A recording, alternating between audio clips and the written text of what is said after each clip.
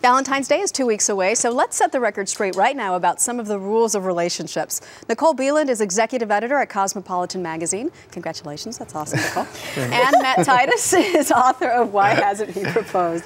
Good morning to our favorite dueling couple. Good morning. How are you? You know, you guys bicker so much, sometimes I wonder if you're secretly married. It's my TV. It's my TV wife. It's your TV wife. It's my TV wife. Totally, that's exactly it. So let's get the debate going. The first rule of love that you always hear is that you should never go to bed angry at your significant other. Do you agree with that, Matt? I absolutely agree. Listen, I don't mean to be morbid here, but what happens if the last words that you said to someone you love more than anything in the world were words of conflict or a fight, and then they never woke up? That is so the only weirdest reason thing, is because I might die. Don't go to bed angry. I might die. It's just it also you need to resolve things. You know, when you wake up, you could still wake up in the same type of bad way and bad. No, Meg, way. I completely disagree because you have all those emotions the night before. You're all angry and you're frustrated. And it's almost like they propel you to keep fighting. But if you just go to sleep, you wake up in the morning with fresh perspective. All that awful emotion will have faded away. More importantly, how could you go to sleep being angry at somebody? I could never go to sleep. If I love someone, you wouldn't be able to sleep. No, I would like to resolve it and make sure my wife was happy. I think it's something that the couple has to agree on. If you're the type of person who would rather sleep on it and your spouse is the type of person who would rather settle it right now, that could be a problem. I agree with Maggie. Although I think the person who says sleep on it is right. I think the person that wants to resolve it is more right, Nicole. Okay, guess what? Guess who I'm siding with on this one? It's not going to surprise you. Nicole. I'm sorry. You know what?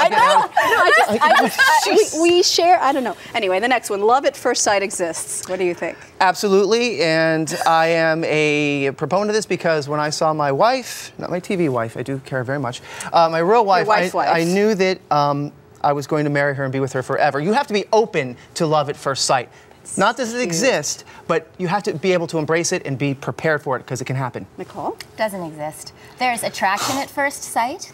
There's chemistry at first sight. There's lust, of course, at first sight. But love cannot be developed in 5 seconds. That's not how it works. Timing is everything. You can bump into the person that you're going to love. And be attracted and really get along well and have great rapport, but be in love? Love develops immediately between two people. Isn't it true, Nicole, and I'm slightly agreeing with you on this, Matt, believe it or not. Wow. Isn't it true that the things that make the foundation for love, you know immediately if the chemistry's there, if the attraction is there, if the mutual interests are there?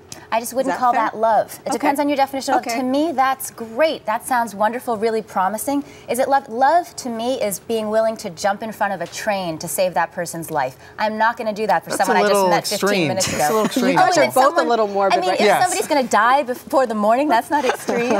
Okay, let's get to the next one. Does love conquer all? Nicole?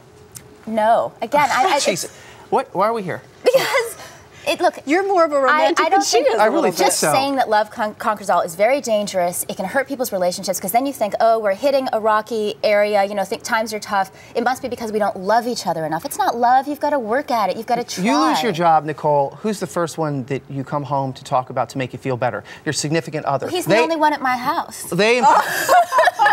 They empower you. Love is the basis. Relationships are the only thing you have in life. You can lose your money. You can lose everything. But if you have your relationships, they will power you to get up, pull yourself up by the bootstraps, and go on and do better. I agree with that, I have to say. Fine, love outlasts everything, more important than everything, but conquers all.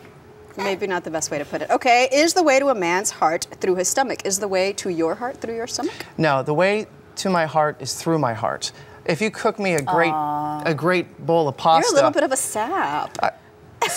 Jesus. Such a sad. Anyways, a lot of abuse going on here, but that's okay. Listen, if you cook me a bowl of pasta, I'm not going to love you as much as you knowing how to handle me, you knowing how I am emotionally. Handle you? Yes, I need to be handled all the time. I'm telling you, there's a theme to this program today. It all goes back to the slanket. But anyway, go ahead. No, I just really think that a way to a man's heart is through his heart, showing him that you care, being there for him, knowing how to handle him, and knowing how to challenge him will keep a man, not cooking for him. I love that. In the last 30 seconds, your response? I agree. If the stomach was really the way to get through a man, my guy would be in love with the pizza delivery guy. I mean, it just does not.